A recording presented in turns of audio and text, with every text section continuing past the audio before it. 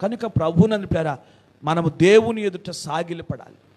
ప్రతిష్ఠితమైన ఆభరణాలు కావాలి. ఏ ఆభరణాలు పడితే ఆ ఆభరణాలు పెట్టుకోవటం కాదు, వాటిని ధరించుకోవటం కాదు. దేవుని స్తోత్రం. హల్లెలూయా, హల్లెలూయా. ఆత్మ సంబంధంగా ఆలోచన చేయాలి. ఏమండి, తగుమాత్రపు అలంకరణ చేసుకోండి అని అంటే తగుమాత్రంతో అవుతుందా? దేవుని స్తోత్రం. హల్లెలూయా. ఏమంటే తగుమాత్రంతో ముగిస్తున్నారా? దేవుని స్తోత్రం. హల్లెలూయా, హల్లెలూయా. పెళ్ళిళ్ళప్పుడు చూడాలి, ఏదైనా ఫంక్షన్లప్పుడు చూడాలి. హల్లెలూయా. ఏమండి, ఎన్ని ధరిస్తున్నామో, ఎన్ని చూపిస్తున్నామో, ఎన్ని వేసుకొని వస్తున్నామో, తీసుకొని వస్తున్నామో. యేసు రక్తమే. హల్లెలూయా. ప్రతిష్ఠితమైన ఆభరణాలుగా. అందుకే ప్రేర యాకోబు అంటాడు, మనం బేతేలుకి వెళ్తుంది. బేతేలు అంటే దేవుని మందిరం. మనం వెళ్తుంది బేతేలుకి. ఏంటి మీరు అన్నీ అలంకరించుకుంటారు అని చెప్పి వాళ్ళ దగ్గర ఉన్నటువంటి విగ్రహాలను, వాళ్ళ దగ్గర ఉన్నటువంటి ఆభరణాలు, చెవిపోగులు తీసుకొని వాటిని తీసుకొని వెళ్ళి పాతి పెట్టాడంట. వాటిని తీసుకెళ్ళి ఏం చేశాడు? పాతి పెట్టాడు. గుంట తీసి గుంటలో దాచిపెట్టాడు అన్న. దేవుని స్తోత్రం. హల్లెలూయా. ఇంగ్లీష్లో ఉన్నది బరియల్ చేశాడు అన్న వాక్యంలో, అంటే పూడ్చిపెట్టేసాడు అన్న ఇంగ్లీష్ బైబిల్లో. దేవుని స్తోత్రం. హల్లెలూయా. ఏమండి, ఆయన పూడ్చిపెట్టేశాడు. విగ్రహాలని, ఆభరణాలని యాకోబు తీసుకెళ్ళి పూడ్చిపెట్టాడు. మనం దేవుని మందిరానికి వెళ్తున్నాం అని అన్నాడు. అలాగే దేవుని వాక్యంలో ప్రయాణం చేస్తూ మార్గం మధ్యలో మరి ఏం పుట్టిందో వాళ్ళకి యేసు రక్తమే. హల్లెలూయా. ఏమండి, ఏం కలిగిందో, ఏం ఆలోచన వచ్చిందో, ఎందుకు వచ్చిందో మనసు మొత్తం అలంకరించుకున్నారంట. యేసు రక్తమే. హల్లెలూయా. మొత్తం అలంకరించుకున్నారు. అలంకరించుకోగానే దేవుడు అన్నాడు, మోషే నేను మీతో రాను అన్నాడు. మీతో రాను అన్నాడు. ఏంటయ్యా, ఎందుకని రావయ్యా అని అంటే, వీరు నన్ను నాకు విరోధంగా వీరు తమ్మును తాము అలంకరించుకొని నాకు కోపం పుట్టించారు, నేను రాను మీతో కూడా అన్నాడు. దేవుని స్తోత్రం. అప్పుడు మోషే దేవుని ఎంత బ్రతిమలాడుకున్నాడు, అయ్యా వీళ్ళ పాపాలు క్షమించయ్యా, అవసరమైతే నా పేరు నీ గ్రంథంలోండి తీసివేయ్యా అని చెప్పి బ్రతిమలాడుకొని ఎలాగైనా సరే దేవుడు రావాలని కోరుకోండి. నీవు రావాలి, నీ సన్నిధి మాకు తోడుగా ఉండాలి, నీ వస్తేనే మేము వెళతాం అని చెప్పేసి మోషే ఎంతగానో పట్టుబట్టినట్లుగా దేవుని వాక్యలో చూస్తాం. అప్పుడు దాకా వచ్చిన దేవుడు, అప్పుడు దాకా వాళ్ళతో ప్రయాణం చేసిన దేవుడు ఇక నేను రాను అంటున్నాడు దేవుడు. కారణం ఏంటంటే వారు ఆభరణాలు ధరించుకోండి. అప్పుడు వారు హోరేబు దగ్గర వారి ఆభరణాలన్నీ కూడా తీసివేసిన తర్వాత అప్పుడు దేవుడు వారితో కూడా బయలుదేరినట్టుగా లేఖనంలో చూస్తాం. దేవుని స్తోత్రం. హల్లెలూయా. కనుక అలాగే అందుకొరకే ప్రసంగి అంటాడు, నువ్వు దేవుని మందిరానికి వెళ్ళినప్పుడు నీ ప్రవర్తన జాగ్రత్తగా చూసుకుంటాడు. దేవుని స్తోత్రం. నీ ప్రవర్తన జాగ్రత్తగా చూసుకుంటాడు. కనుక తగుమాత్రంతో పోవట్లేదు. ఒకటి ఉంది అంటే ఇంకొకటి ఆశ కలుగుతూ ఉంది, ఒకటి కొన్నామంటే ఇంకోటి కొనాలని ఆశ కలుగుతుంది. దేవుని స్తోత్రం. హల్లెలూయా, హల్లెలూయా. ఇలాగ రకరకాల ఆలోచనలు వచ్చేస్తున్నాయి. దేవుని స్తోత్రం. హల్లెలూయా. కనుక అది మన మనస్సులను చెడగొడతా ఉంది. మన మనసును ఏం చేస్తుంది? చెడగొడుతుంది, గలిబిలి చేసేస్తుంది. అందుకొరకే బాహ్య సంబంధమైన అలంకరణ కాదు, కానీ ప్రతిష్ఠించబడిన ఆభరణాలు ధరించుకుందాం. స్తోత్రం. ప్రతిష్ఠించబడిన ఆభరణాలు ధరించుకుందాం. దేవుని వాక్యాన్ని ధరించుకుందాం. దేవుని వరాలు ధరించుకుందాం. పరిశుద్ధాత్మ వరాలతో మనల్ని మనం అలంకరించుకొని, దేవుని వాక్యముతో మనల్ని మనం అలంకరించుకొని ఆయన ఎదుట సాగిల పడదాం. స్తోత్రం. హల్లెలూయా. అప్పుడు దేవుడు మనల్ని ఎంతగానో ఆశీర్వదిస్తాడు, ఎంతగానో ఆయన మనం దీవిస్తాడు. కనుక ప్రభునని పేర ఒకటి అనే దానికి మనకి ఒకటి కలిగి ఉంటే దాని మీద మరొక దాని మీద మనకు ఆశ కలుగుతూ ఉంటుంది. నా దగ్గర ఒకటే కదా ఉంది, దేవుని స్తోత్రం, ఇంకొకటి ఉంటే బాగుంది, ఇంకోటి కొంటాం. సరే రెండుతో అయ్యిద్దా, ఇంకోటి కొంటాం. దేవుని స్తోత్రం. హల్లెలూయా. మెడతో అయిపోద్దా? కాదు, చెవుతులకు కూడా కొంటాం. చేతులతో అయిపోద్దా?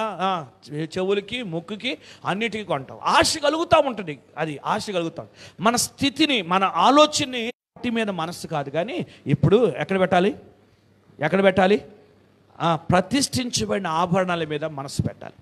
ప్రతిష్ఠించబడిన ఆభరణాలు ధరించుకొని ఆయన ఎదుట మనం సాగిలపడాలి. సియోను కుమార్తెలు ఏమండి యెషయా గ్రంథం 3:16 చూస్తాం, సియోను కుమార్తెలు గర్విష్ఠురాండ్రయ్యారంట. సియోను కుమార్తెలు గర్విష్ఠురాండ్రయ్యారు, మెడచాచి నడుస్తున్నారంట. ఏమండి, సియోను కుమార్తెలు అంటే ఎవరు అసలు? సియోను కుమార్తెలు అంటే ఎలాంటి వారు? వారు దేవుని కొరకు ప్రతిష్ఠించుకున్నవారు. బైబిల్ గ్రంథంలో మనం పరిశీలన చేస్తే ప్రాముఖ్యంగా 3 కుమార్తెలు కనపడతారు. చాలామంది కుమార్తెలు ఉన్నారు, ముఖ్యంగా 3 కుమార్తెలు కనపడతారు. వారు ఎవరంటే, ఒకటి బబులోను కుమార్తె, రెండవది యెరూషలేము కుమార్తె, మూడవది సియోను కుమార్తె.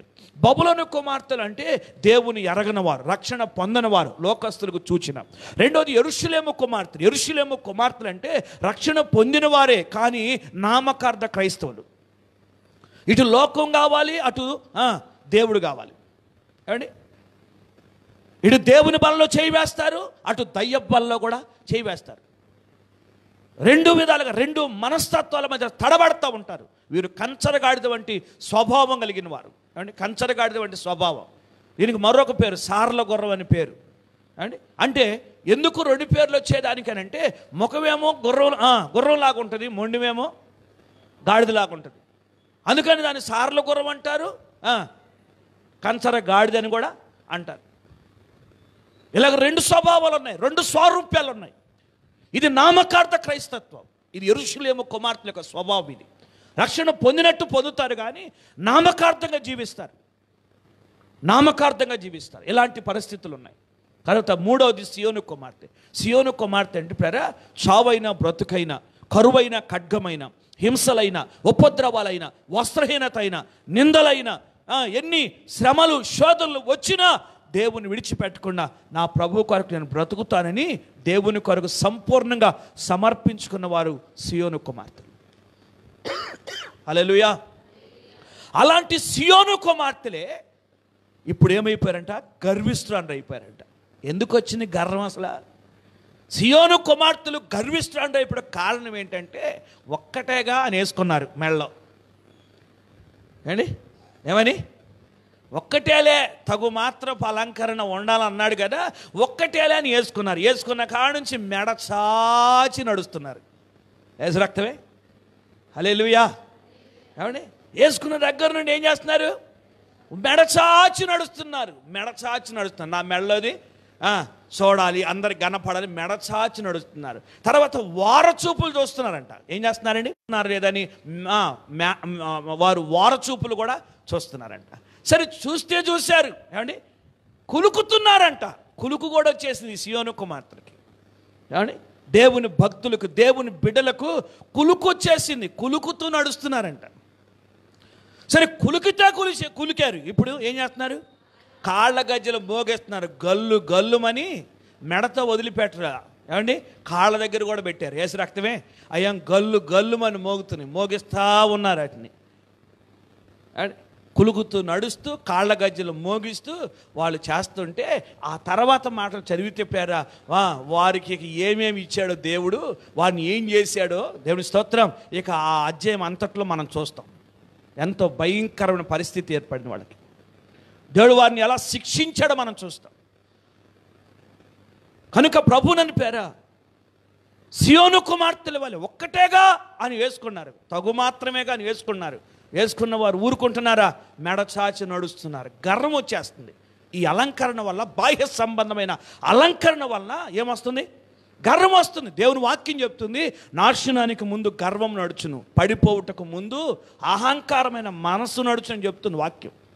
కనుక దేవుని వాక్యాన్ని గ్రహించిపోయారా, మనము దేవుని యొక్క వాక్యానుసారంగా బాహ్య సంబంధమైన అలంకరణకు చోటు ఇవ్వకుండా మనం ఆత్మ సంబంధమైన అలంకరణ చేసుకుందాం.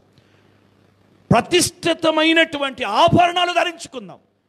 ప్రతిష్ఠితమైన ఆభరణాలు, దేవుని వాక్యాన్ని ధరించుకుందాం. పరిశుద్ధాత్మ వరాలు ధరించుకుందాం. ఆత్మ ఖడ్గాన్ని ధరించుకుందాం. శిరస్త్రాణాన్ని ధరించుకుందాం. యేసు రక్తమే. హల్లెలూయా, హల్లెలూయా. సత్యమను దట్టిని ధరించుకుందాం. హల్లెలూయా. విశ్వాసం అనే డాలును ధరించుకుందాం. ఇది ఆత్మ సంబంధమైన అలంకరణ. ఈ అలంకరణ కలిగినటువంటి వారంగా ఉండి మనం దేవుని ఎదుట సాష్టాంగ పడితే దేవుడు మన విన్నపాలు వింటాడు, మన ప్రార్థనలు వింటాడు, మనకు ప్రభు జవాబిస్తాడు, మన పట్ల అద్భుతమైన కార్యాలు చేస్తాడు. హల్లెలూయా. ఆనాడు సెబాయిలు పేర వాళ్ళు సంకెళ్లతో కూడా వచ్చేసి కోరేషు ఎదుట సాగిలి పడినట్లుగా కోరేషుకు సాదృశ్యంగా ఉన్న మన ప్రభు ఎదుట మనం సాగిలి పడాలి. పరిశుద్ధమైన ప్రతిష్ఠితమైన ఆభరణాలతో మనల్ని మనం అలంకరించుకొని మనం ప్రభు ఎదుట సాగిలి పడాలి. స్తోత్రం చెప్పండి గట్టిగా. 95వ కీర్తన 7వ వచనం చదువుదాం. 95వ కీర్తన 7వ వచనాన్ని.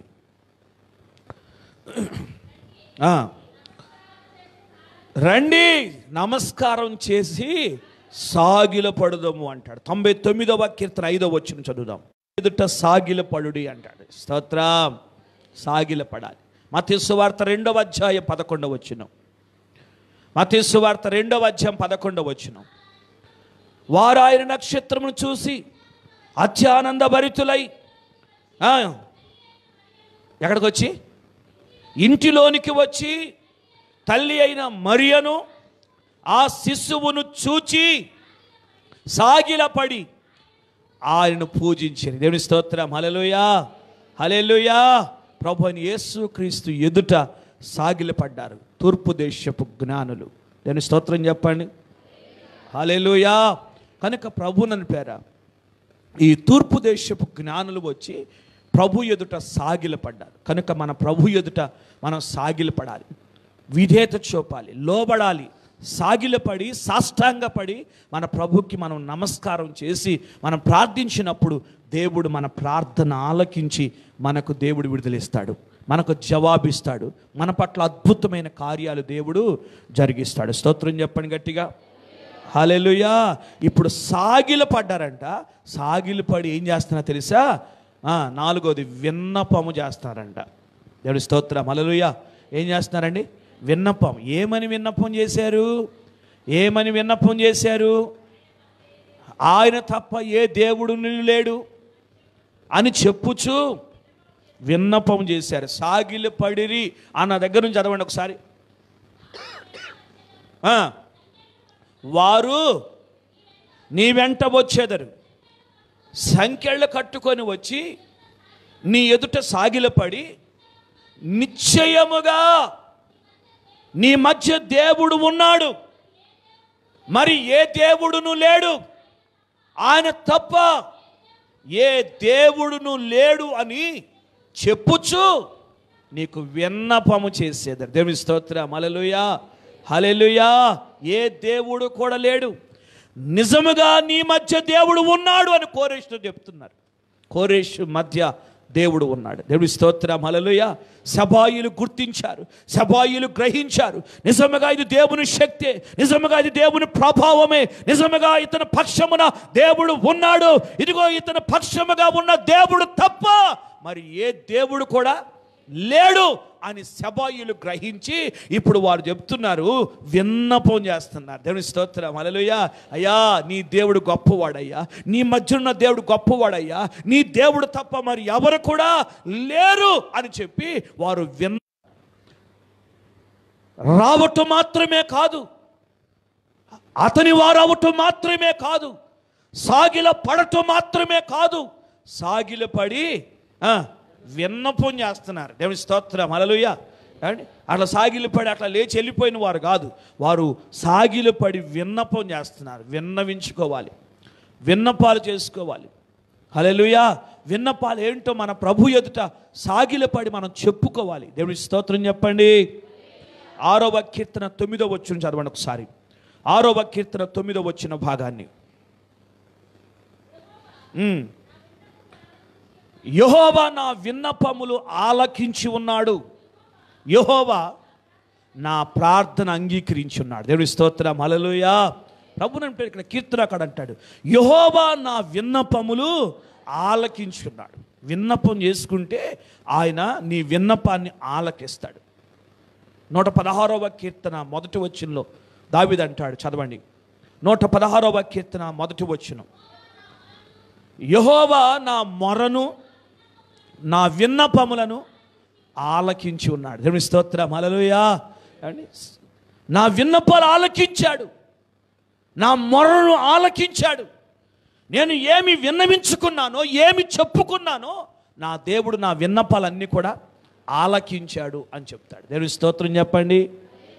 ఫిలిప్పీ పత్రిక 4వ అధ్యాయం 6వ వచనం చదువుదాం. ఫిలిప్పీ పత్రిక 4వ అధ్యాయం 6వ వచనాన్ని.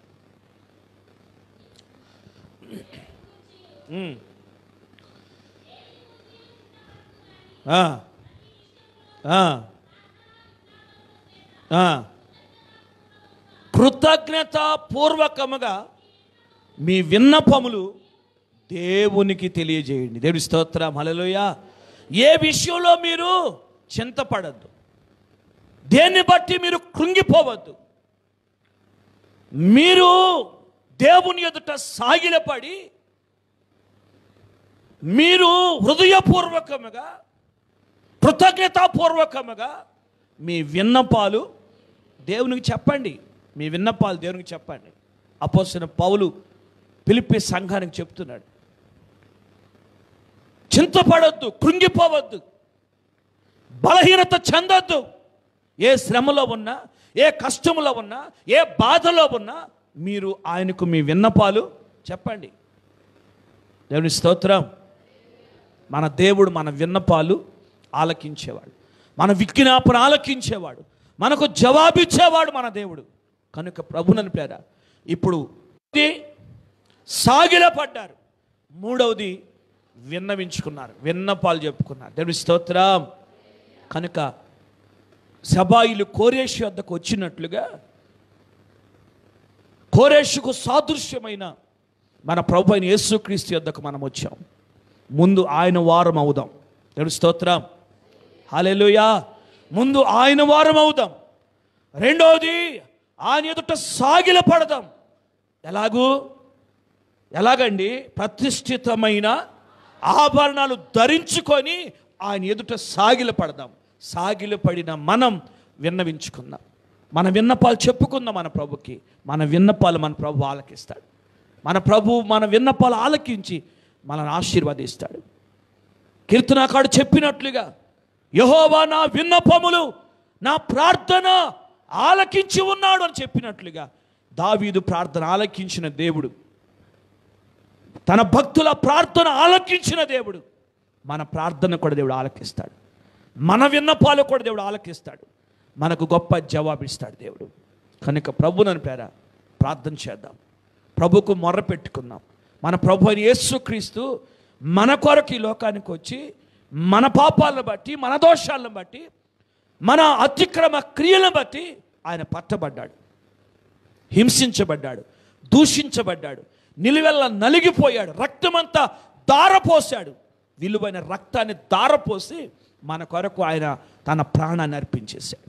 ఎంత గొప్ప త్యాగం చేసిన యేసయ్య యొద్దకు మనం వచ్చి ముందు ఆయన వారం అవుదాం. ఆయన రక్తంలో కడగబడిన వారం అవుదాం. ఆయన రక్షణ పొందిన వారం అవుదాం. ఆయన అభిషేకాన్ని పొందిన వారం అవుదాం. అలాగ పొందిన మనం పేర ఆయన ఎదుట సాగిల పడదాం. దేవుని స్తోత్రం. ప్రతిష్ఠితమైన ఆభరణాలు ధరించుకొని ఆయన ఎదుట సాగిల పడదాం. సాగిల పడి మనం విన్నపం చేసుకుందాం, ప్రభుకు చెప్పుకుందాం. మన సమస్యలేంటో, మన విన్నపాలేంటో, మన కొరతలేంటో మనం ప్రభుకు చెప్పుకుంటే మన ప్రభు మన ప్రార్థన ఆలకిస్తాడు. ఆకాశమందున్న దేవుడు అత్యున్నత సింహాసనంపై ఆసీనుడైన వాడు మన ప్రార్థన ఆలకిస్తాడు, మన ప్రార్థనకు జవాబిస్తాడు, మన కొరతలు తీరుస్తాడు, మన పట్ల అద్భుతమైన కార్యాలు ప్రభు జరిగిస్తాడు. కనుక ప్రభువా, ఆనాడు కోరేషు వద్దకు సబాయిలు వెళ్ళి అయా అతని వారైనట్లుగా, సాగిలు పడినట్లుగా, విన్నపం చెప్పుకున్నట్లుగా, అయా నా కోరేషువు నీవే, ఆత్మ సంబంధంగా నా కోరేషువు నీవే, నా కొరకు ప్రయాణం కార్చిన వాడవు నీవే, నా కొరకు ప్రాణం పెట్టిన వాడవు నీవేనయ్యా. నీ ఎదుట నేను సాగిలు పడతానయ్యా, నీ వాడనవుతానయ్యా, నీ దాననవుతానయ్యా. అయ్యా నీ ఎదుట సాగిలి పడతానయ్యా. అయ్యా ప్రతిష్ఠితమైన ఆభరణాలు ధరించుకొని సాగిలి పడతానయ్యా. సాగిలి పడి నిన్ను విన్నవించుకుంటాను, నీకు విన్నవించుకుంటానయ్యా, నీకు నా సంగతి అంతా చెప్పుకుంటానయ్యా అని చెప్పి దేవుని సన్నిధిలో అలాగ నువ్వు ప్రార్థన చేయగలిగితే, విన్నవించుకోగలిగితే దేవుడు గొప్ప జవాబిస్తాడు, గొప్ప ప్రతిఫలం దయచేస్తాడు. కనుక ఈ విజ్ఞాపన కూడికలో ప్రేర దేవుని సన్నిధిలో విజ్ఞాపన చేద్దాం, విన్నవించుకుందాం. మన సమస్యలు చెప్పుకుందాం.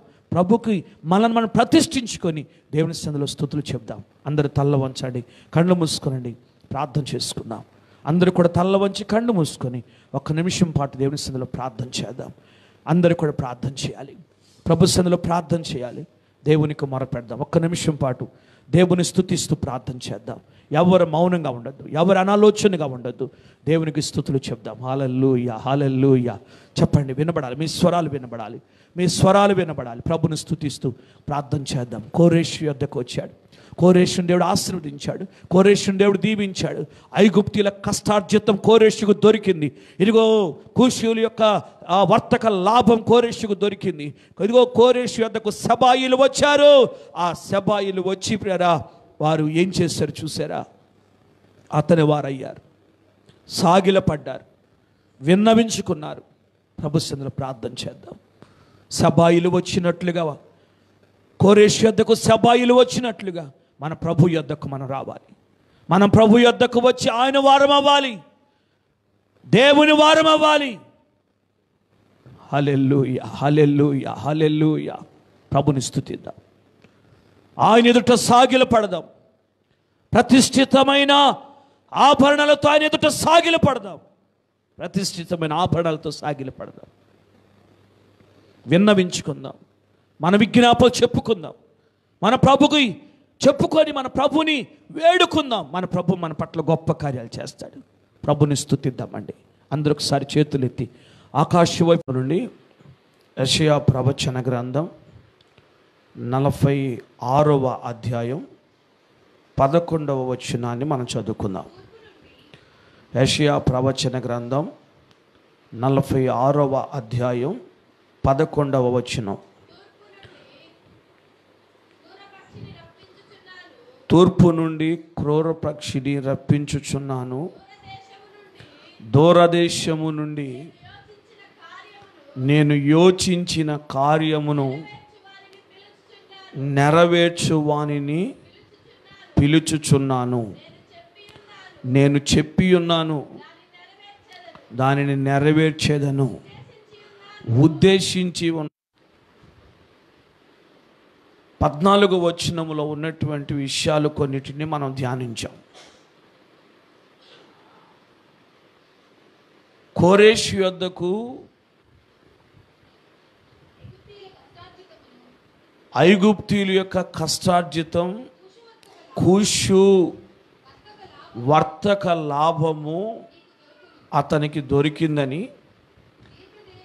అలాగే దీర్ఘదేహులైనటువంటి సెబాయీలు అతని యొద్దకు వచ్చారని, వారు సంకెళ్లతోనే వచ్చి, బంధకాలతోనే వచ్చి, వారు అతని ఎదుట, అతని వారై అతని ఎదుట సాగిలపడి అతని యొద్ద విన్నపము చేశారు అని దేవుని యొక్క లేఖన భాగములోండి రాత్రికాల సమయంలో మనం ధ్యానించాం. కోరేషు యొద్దకు ఎలాగూ ఆ సెబాయీలు వచ్చారో, అలాగే ఏ బంధకాలతో, ఏ సమస్యలతో ప్రభు యొద్దకు వచ్చినా, ప్రభు యొద్దకు వచ్చి ప్రభువారై ఆయన ఎదుట సాగిలపడి ఆయనకు విన్నవించుకుంటారో, దేవుడు వారి పట్ల గొప్ప కార్యాలు జరిగిస్తాడు అని దేవుని వాక్యముల నుండి రాత్రికాల సమయంలో మనం ధ్యానించాం. ఆ కోరేషును గురించినటువంటి పాఠాన్ని మనము కొనసాగిస్తూ ఇప్పుడు 46వ అధ్యాయం 11వ వచనములో చదువుకున్నటువంటి భాగాన్ని మనము పరిశీలన చేస్తే, ప్రభు అయినటువంటి దేవుడు చెప్తున్నాడు, తూర్పు నుండి క్రూర పక్షిని నేను రప్పించుచున్నాను అని అంటాడు. తూర్పు నుండి క్రూర పక్షిని రప్పించుచున్నాను అని చెప్పి గూర్చే ప్రభు మాట్లాడుతూ ఉన్నాడు. తూర్పు నుండి ఆ క్రూర పక్షి వస్తూ ఉంది అని చెప్తా ఉన్నాడు. తూర్పు నుండి క్రూర పక్షిని ఆయన రప్పించుచున్నాడు. ప్రభునందు పేర మనము దేవుని యొక్క లేఖనాల్లో పరిశీలన చేస్తే ఎన్నో రకాలైనటువంటి పక్షులు మనకు కనబడతాయి.